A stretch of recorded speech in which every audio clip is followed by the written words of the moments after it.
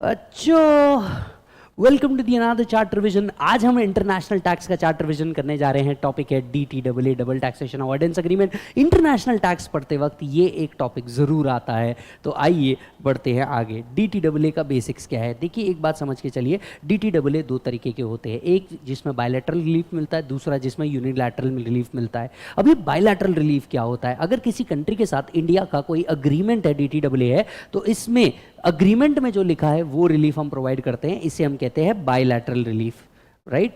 तो bilateral relief कब होता है? जब कोई DTAA एग्जिस्ट करता है। मान लीजिए उस कंट्री के साथ हमारा कोई DTAA एग्रीमेंट नहीं है और हमारा रेसिडेंट वहां से कोई इनकम कमा के आता है, तो ऐसे केस में उसको यूनिलैटरल रिलीफ मिलता है। Bilateral relief is covered under section 90, whereas unilateral relief का benefit is covered under section 91।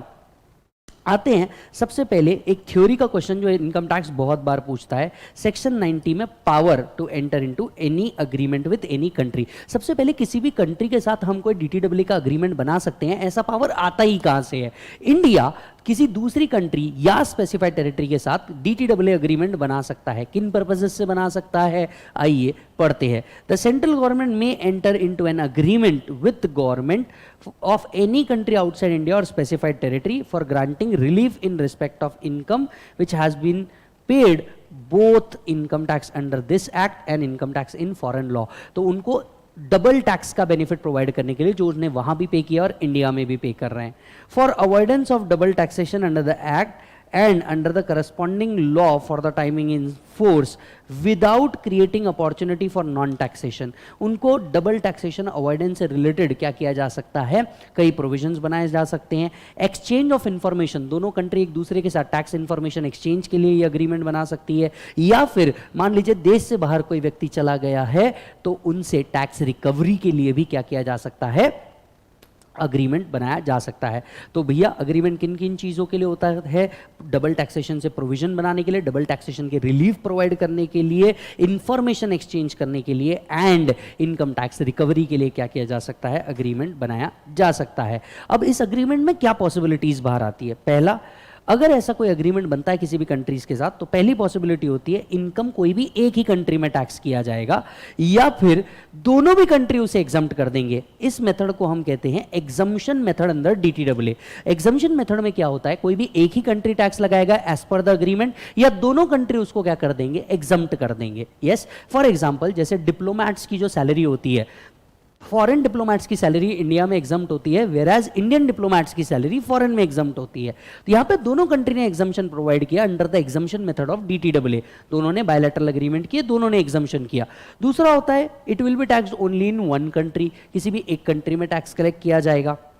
या फिर सबसे ज्यादा जो मेथड यूज होती है DTAA में, वो होती है टैक्स क्रेडिट मेथड, जहां पे a resident is asked you pay tax in that country, you also pay tax in India and whatever the tax you had paid in that country will be allowed to you as credit in this particular country. यानी मान लीजिए India का resident है विजय, विजय को India में भी tax देना है और फॉरेन से जो इनकम कमा के लाया है उस पर भी टैक्स इंडिया में ही देना है। अब विजय कहेगा कि मैंने फॉरेन में भी तो टैक्स दिया ही है, फॉरेन में जो उसने टैक्स दिया है उसका credit as per the agreement हम यहां क्लेम कर लेंगे। इसको हम कहते हैं टैक्स क्रेडिट मेथड। तो DTAA में जब भी कोई अग्रीमेंट बनता है, दो ही तरीके के मेथड को यूज किया जाता है, या तो टैक्स क्रेडिट मेथड या तो एग्जम्पशन मेथड। अब टैक्स क्रेडिट मेथड में क्या होगा? फॉरेन में भी टैक्स पे कर, इंडिया में भी टैक्स पे कर, और फॉरेन में जो टैक्स पे किया है उसका क्रेडिट इंडिया में ले ले। इंडिया में ये वाइडली यूज्ड है। और दूसरा होता है एग्जम्पशन मेथड। एग्जम्पशन मेथड के अंदर में क्या होता है? या तो दोनों कंट्री अग्री कर लेती है कोई भी टैक्स नहीं लेगा, या तो दोनों कंट्री में से एक कंट्री झुक जाती है, बोलती है इस पे आप टैक्स रखो, इस पे हम टैक्स नहीं रखेंगे। यस और नो, राइट। फर्दर जो अग्रीमेंट है ये भी प्रोवाइड करता है टैक्स कौन लेवी करेगा। यस, टैक्स कौन लेवी करेगा। अब समझते हैं बायलैटरल रिलीफ किस तरीके से दिया जाता है। मान लीजिए बायलैटरल रिलीफ में आप अपनी टोटल इनकम कंप्यूट करते हैं, टैक्स लायबिलिटी कंप्यूट करते हैं, टैक्स लायबिलिटी में से रिलीफ कैलकुलेट करते हैं जैसा DTAA में दिया है। वेल ऑनेस्टली स्पीकिंग, आज तक कभी भी आपको बायलैटरल रिलीफ पे कोई क्वेश्चन नहीं आया है। यस, ये रिलीफ अगर आपको क्लेम करना है तो नॉन रेसिडेंट को टैक्स रेसिडेंसी सर्टिफिकेट देना होता है। मतलब अगर DTAA में कोई भी प्रकार का रिलीफ क्लेम करना है उनको फॉरेन टैक्स का, राइट, तो उनको टैक्स रेसिडेंसी सर्टिफिकेट ऑब्टेन करने की जरूरत होती है। यस, ठीक उसी तरीके से रेसिडेंट को अगर कोई बेनिफिट लेना है तो उन्हें भी रेसिडेंसी सर्टिफिकेट देना ही होता है. So resident SSC shall for obtaining a certificate make an application to AO. AO on receipt of application shall issue a certificate of residence in respect of the SSC and tax residency certificate produced by a resident of a contracting state will be accepted as evidence that he is resident of that particular contracting state. Yes or no? Effect क्या होता है डीटीडब्ल्यूए का, बराबर है. मान लीजिए अगर डीटीडब्ल्यूए को मिसयूज किया गया तो इनकम टैक्स डिपार्टमेंट आप पे गार की प्रोविजन लगा करके आपको टैक्स कर सकता है. सो मान लीजिए अगर डीटीडब्ल्यूए को मिसयूज किया गया या डीटीडब्ल्यूए में रॉन्ग इंफॉर्मेशन प्रोवाइड की तो आपके ऊपर गार लगा करके आपको क्या किया जा सकता है, टैक्स किया जा सकता है. यस और नो, राइट.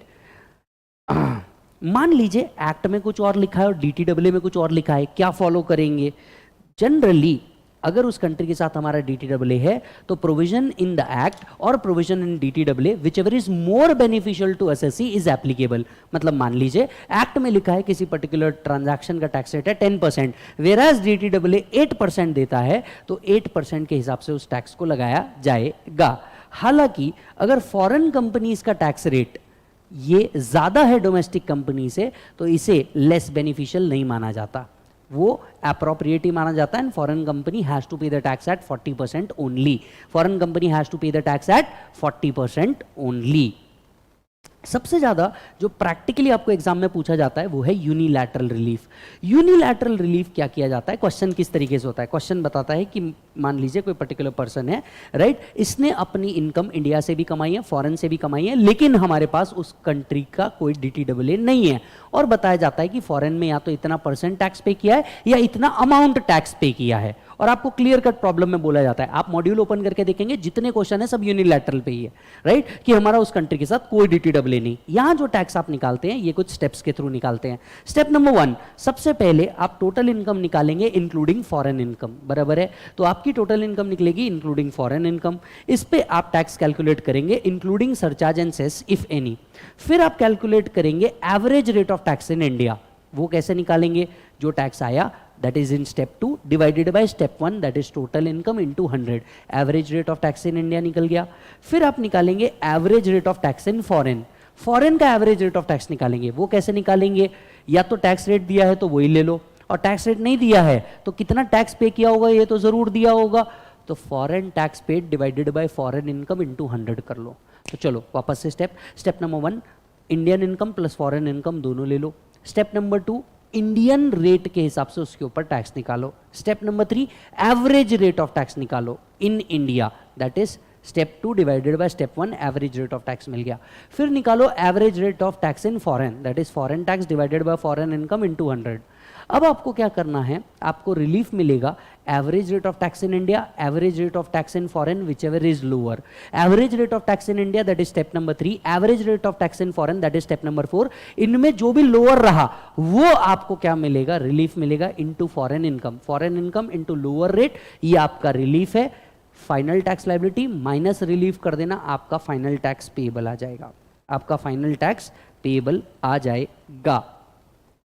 मान लीजिए आपको मल्टीपल कंट्रीज से इनकम आ रही है और उनमें से किसी के भी साथ डीटीडब्ल्यूए नहीं है तो हर एक कंट्री का कैलकुलेशन सेपरेट होगा. हर एक कंट्री का कैलकुलेशन जो होगा ये क्या होगा बेटा, सेपरेट होगा. यहां पे आपको चैप्टर में एक और बात बताइए, पीई मतलब क्या होता है. पीई का मतलब होता है परमानेंट एस्टैब्लिशमेंट, जो आर्टिकल 5 के अंदर में कवर होता है. Place that is permanent establishment में place of management, office, workshop, warehouse, branch, factory, sales outlet, कोई फार्म, कोई माइन, कोई ऑयल गैस क्वेरी एटसेट्रा, ये सब कोई क्या आते हैं, पी के अंदर में आते हैं. देखिए सीधे शब्दों में समझाऊं, अगर किसी फॉरेन कंपनी का इंडिया में कोई फिक्स्ड प्लेस ऑफ बिजनेस है तो उस फिक्स्ड प्लेस ऑफ बिजनेस को हम पी कहते हैं. मतलब ऐसा एप्पल का इंडिया में या तो कोई प्लेस ऑफ मैनेजमेंट होना चाहिए, कोई ऑफिस होना चाहिए, कोई वर्कशॉप होना चाहिए, कोई ब्रांच होनी चाहिए, कोई फैक्ट्री होनी चाहिए, कोई फार्म होना चाहिए, कोई माइन होनी चाहिए. इनमें से अगर एक भी चीज रहा तो हम कह सकते हैं एप्पल का इंडिया में पीई एग्जिस्ट करता है. यस. अगर मान लीजिए उनका पीई इंडिया में है तो डीटीडब्ल्यूए का प्रोविजन एप्लीकेबल है। अगर उनका इंडिया में पीई नहीं है तो इनकम टैक्स का नॉर्मल प्रोविजन एप्लीकेबल है और सेक्शन 9 आपके ऊपर क्या होगा, एप्लीकेबल होगा। सेक्शन 9 आपके ऊपर क्या होगा, एप्लीकेबल होगा। क्लियर है मालिक, राइट? वैसे मैं आपको याद दिला दूं, रेसिडेंशियल स्टेटस पर्पस के लिए फॉरेन कंपनी का पोयम हम कहाँ करते हैं, इंडिया में कंसिडर करते हैं। फॉरेन कंपनी का क्या देखते हैं हम लोग, पोयम देखते हैं। फॉरेन कंपनी का क्या देखते हैं बेटा, पोयम। एक और पार्ट आता है इस पर्टिकुलर चैप्टर में, एक और पार्ट आता है अभी इस पर्टिकुलर चैप्टर में, टैक्सेशन ऑफ बीपीओ। मान लीजिए अगर कोई बिजनेस कनेक्शन नहीं है, NR is not liable to tax in India. If NR का कोई बिजनेस कनेक्शन है तो resident entity shall be treated as permanent establishment, और फिर उस केस में बीपीओ की जो इनकम है, बराबर है, ये टैक्सेबल होगी। कहाँ बेटा, इंडिया में। यहाँ आपका क्या खत्म होता है, डीटीडब्ल्यू भी खत्म होता है। डीटीडब्ल्यू में जो आप करेंगे मैं आपको बता दूं, section 90 exam point of view से पढ़ के जाना, और ये computation of unilateral relief exam में पढ़ के जाना। ये दो चीजें आपका डीटीडब्ल्यू के सारे प्रॉब्लम सॉल्व कर देगी। Yes, thank you so much, bye bye and take care.